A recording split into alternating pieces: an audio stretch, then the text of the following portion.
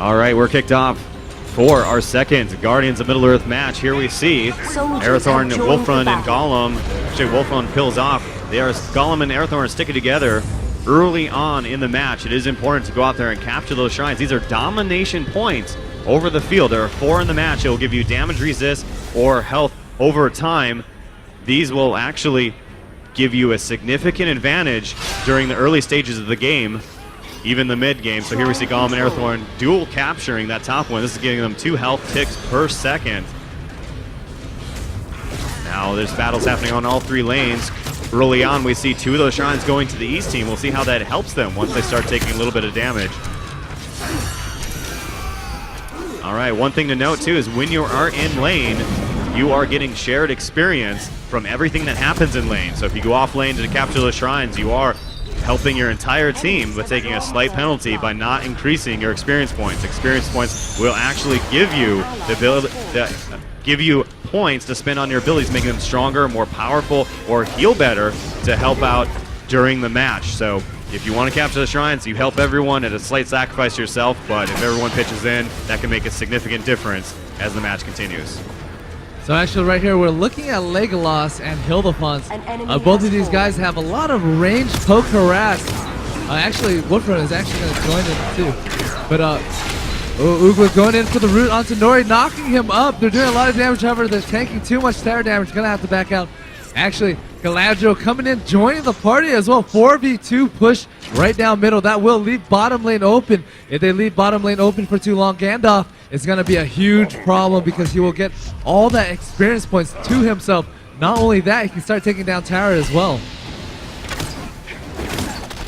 We did see Legolas and Sauron as well has an ability to warp quickly and blink away, but as we saw, Legolas just blinked right into the battle. You gotta be careful where you cast that, because if you get in range of that tower, it could start attacking you and do a lot of damage to you. So one of the abilities you see Wolfrun just spamming over and over is this Tornado.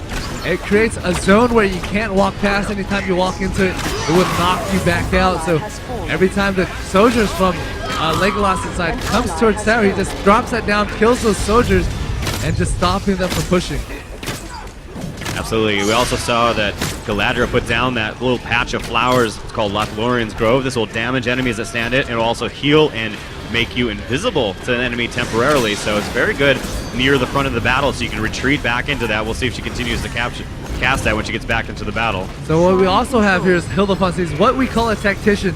Tacticians are guardians that can deal damage to tower with their abilities. So as he drops those flame patches on tower, that will deal damage to tower over time. So this tower will not last forever as long as Hildefons just runs in, drop those flame patches. Meanwhile, Sauron here is fighting Golem. He knocks him back a little too early. He has one of those ability that does a knockback, so it does AoE damage. However, if you use it too early, you're going to knock them anyway, and you're not going to be able to pick up the kill. Sauron here continuing this push 1v2. He does not care, even though he's fighting Arathorn, which is a ranged champion. He goes up, gets a stun. One auto attack later, and that does chunk Arathorn for about half his health. You got to be careful. Sauron is one of those really bursty guardians. 1v2 situation here, not looking good. He has to back out. Actually, he knocks Golem back before he backs out. There we saw Sauron just upgraded his ultimate ability at level 5. This will give them ability to do damage globally to the enemy team over time and do a 1-second fear. So back to Legolas Hildefons. They're looking to just control shrines right now. The mid shrine was captured. They're just recapturing. With this, it's going to be a 3 of 4 shrine capture for the blue team. However, they are down a little bit in points. Having the shrine will make them more durable in lane, but if they don't take towers, if they don't get kills, they're going to fall behind. Uglu going a little deep under tower, taking a tower hit. Not a good idea. Nori coming in there trying to put some aggression out. It is a 1v4 situation. They should have just turned on him, root him, and bursted him down. An enemy has fallen. Now we're just approaching 10:15 on the clock as 10 minutes remaining to get the most points or destroy the enemy base. In the time, we see this tower going down, now awarding 50 points for a total of 90, and they take a slight lead on the west side. It's a 3v3 situation here. However, Orange team is a lot lower hit point. They're getting chased, but Legolas is just worrying about leveling his own ability. 4v2 situation. Nori going in really aggressive. Once that kill on Hillafon cannot get to him. The slow from Legolas stops him in his track, turns around, picks up a kill. Sauron just keeping this top line, knowing that is very important. Having it captured at all time is valuable in keeping his team high and healthy.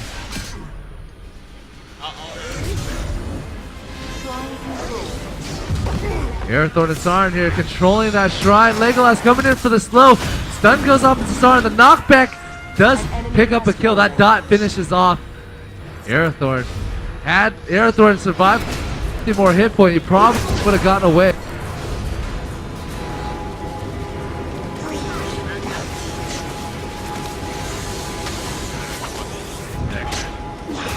Here we see Ugluk and Gollum going head to head. There is a neutral creature there that would give a buff to whoever would kill that, but right now it's just doing additional damage as they're only 2 in level 3. That's doing pretty significant damage.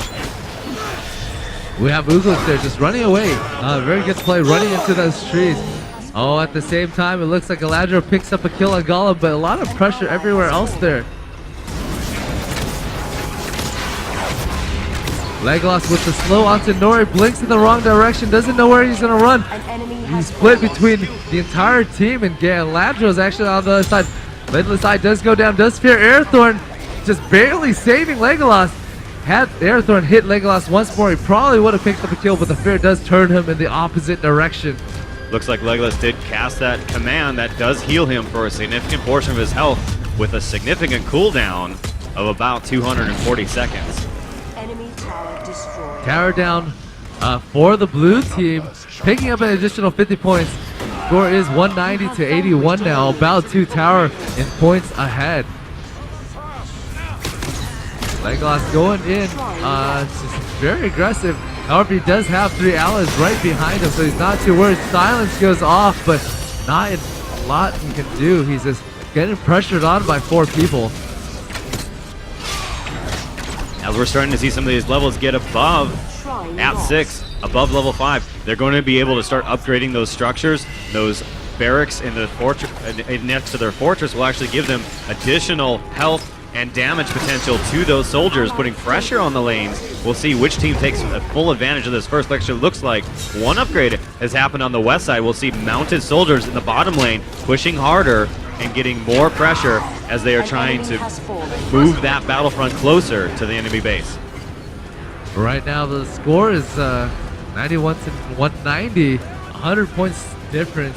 Levels isn't too far ahead, but really the orange team just has such better position on the map. Oh, Arathorn getting pulled in into 3 people, taking a lot of burst. Will die to Legolas. Right here with the kill on Arathorn, this will leave the enemy team to just freely push this. This is a little bit of damage going to the tower. However, Legolas goes in before his own soldiers, does get hit, has to back off. So talking about those upgraded soldiers, we now see all 3 lanes on the west side have been upgraded, and we'll see mounted soldiers coming on in and starting to add that pressure to the base, to the battle. No upgrades so far on the east team. Still, what the blue team is looking to do is they're looking to take down soldiers, pick off a kill, and start pushing. With only 110 points ahead, that's not a lot where the enemy can't catch up anymore.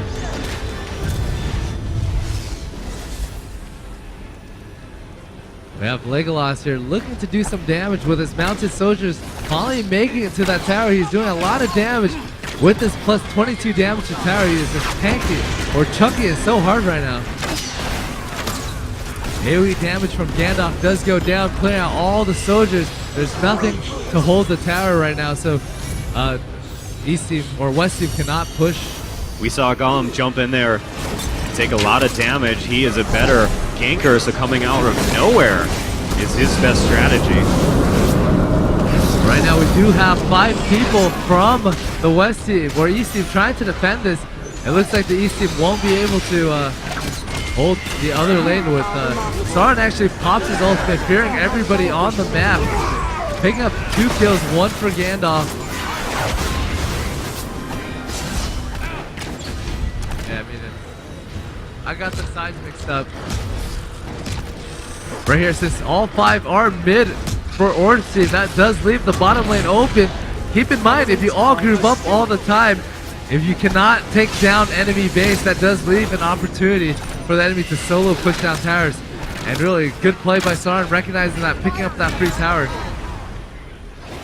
Hildefons and Gladriel doing a good deal of damage by combining their abilities. Gladriel's been dropping down her Maelorn trees, and Hildefons dropping his barrel, his ultimate in there, which does significant damage and knockback. The enemy team cannot see this, and they were walking right into it over and over.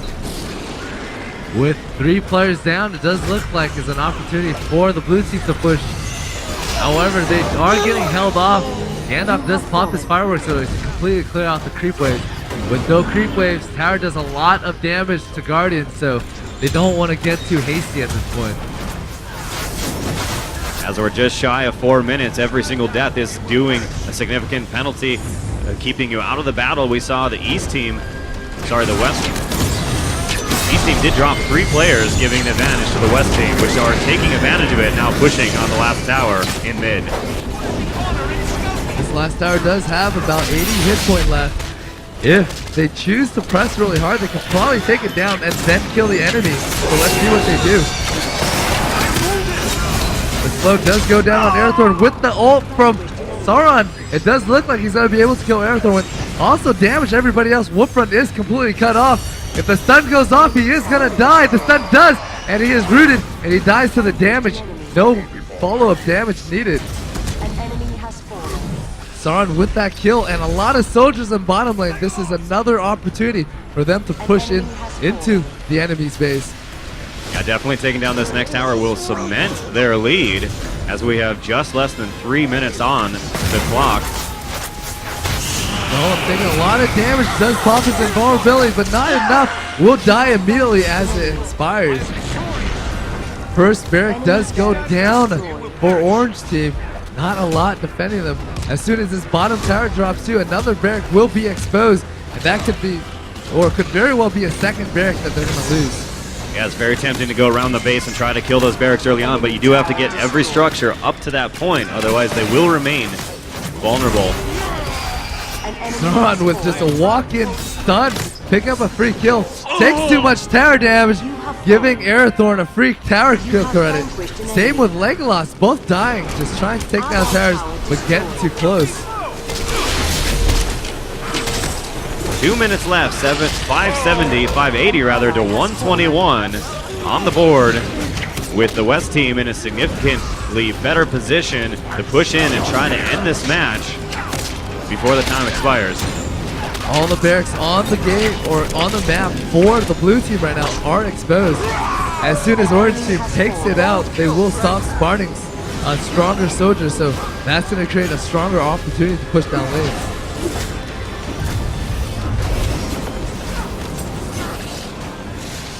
We have Golem, Arathorn here trying to defend. Nori chasing Galadriel, doing a lot of damage. However, Wolfrun just runs between 2 people, taking soldier damage.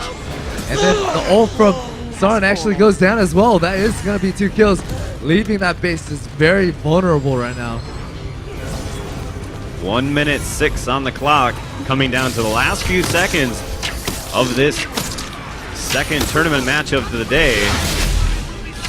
The winning team will move on to the next bracket. Right here with Sauron just chunking people so hard. He is at level 13 while the next highest is only 11. I don't know what they can do at this point. 42 seconds left in the game. They're really just counting the numbers until the game ends. Arathorn with the stun, and however he does get shielded by Warfront. Not a lot that he can do. He does get chased down. Gandalf getting aggressed on, will get taken down by Ugluk. Ugluk taking tower damage, has to back out there. We see a siege soldier coming in there too. That's the ultimate upgrade from one of those barracks. He's doing massive AoE damage, just adding to the chaos of this last battle during these 10 seconds. Barracks finally does go down, but a little bit too late. It was open for 3 minutes, but the game looks like it will end, and that is a victory for the West team. Congratulations on moving on to the next bracket of today's Guardians of Middle-earth tournament. We are giving away 5 Astro A40 headsets to the 5 winning team members of the winning team today. These retail for about $250. An excellent prize, excellent quality. You're able to connect these to each other and do direct communications with the Mixam Pro, which can definitely help your game.